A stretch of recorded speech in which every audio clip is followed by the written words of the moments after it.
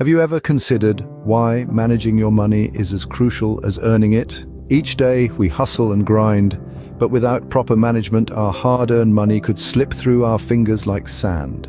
Poor monetary decisions can lead to a life of financial stress, while a good money strategy can offer a sense of security and peace of mind. It's like having a safety net, ensuring you're prepared for life's unpredictable turns. Understanding money management is not an option, it's a necessity. Let's delve into the world of ancient philosophy, where the Stoics viewed money and wealth from a different perspective. The Stoic approach to money is quite unique. Instead of chasing wealth, they pursued virtue. They believed that if one lived a good life, wealth would naturally follow. Stoicism taught that virtue, the highest good, is based on knowledge, and that the wise live in harmony with the divine reason that governs nature. For them, the pursuit of money was not the ultimate aim, but rather a byproduct of living a virtuous life. They understood that true happiness comes not from material wealth, but from the cultivation of the self, the development of personal virtue, and the alignment of oneself with nature and its laws. Moreover, Stoics held a strong belief in the impermanence of all things, including wealth. They saw wealth as transient, something that could be taken away at any moment. This understanding allowed them to detach themselves from their wealth, to view it objectively and not let it dictate their happiness or self-worth. Yet this doesn't mean that Stoics were against gathering wealth. They saw its value and recognized its role in society. However, they maintained that it was merely a tool, a means to an end, not the end itself. It could facilitate a good life, but it was not a prerequisite for it. For Stoics, money is not the ultimate goal, but a tool that can help achieve a virtuous life. Well, would you believe that Zeno, the founder of Stoicism, was once a wealthy merchant? His life was a testament to the paradox of riches. Zeno was born into a life of affluence, his days filled with the hustle and bustle of trade, but as fate would have it, he lost his entire fortune in a shipwreck. Instead of succumbing to despair and defeat, Zeno found an opportunity in his misfortune.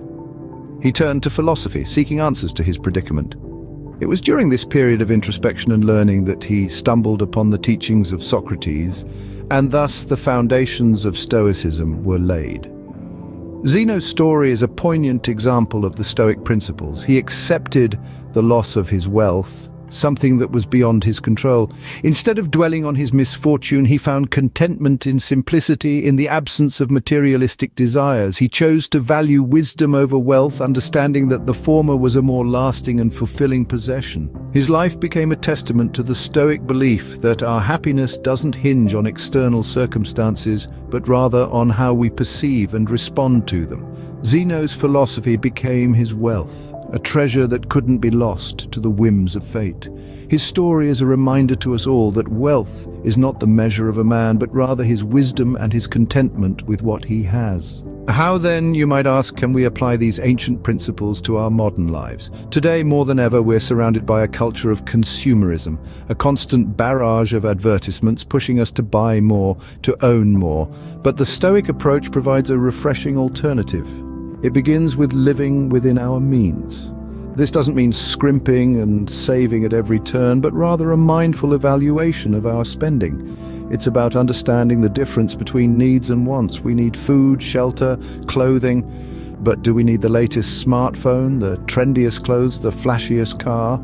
The Stoics would argue no. They would advise us to prioritize our needs over our wants. This doesn't mean we can't enjoy the finer things in life, but we should not let these wants dictate our happiness or self-worth. It's about being content with what we have, appreciating the simple pleasures of life, and understanding that the pursuit of material wealth often leads to an endless cycle of wanting more. Stoicism teaches us to find contentment in what we have. It equips us with the wisdom to make sound judgments, the courage to act righteously, the fairness to treat everyone justly, and the self-control to practice moderation. These virtues are not dependent on the amount of wealth we possess, but on how we choose to live our lives. Don't chase riches, chase a life of meaning and purpose, as true fulfillment lies within.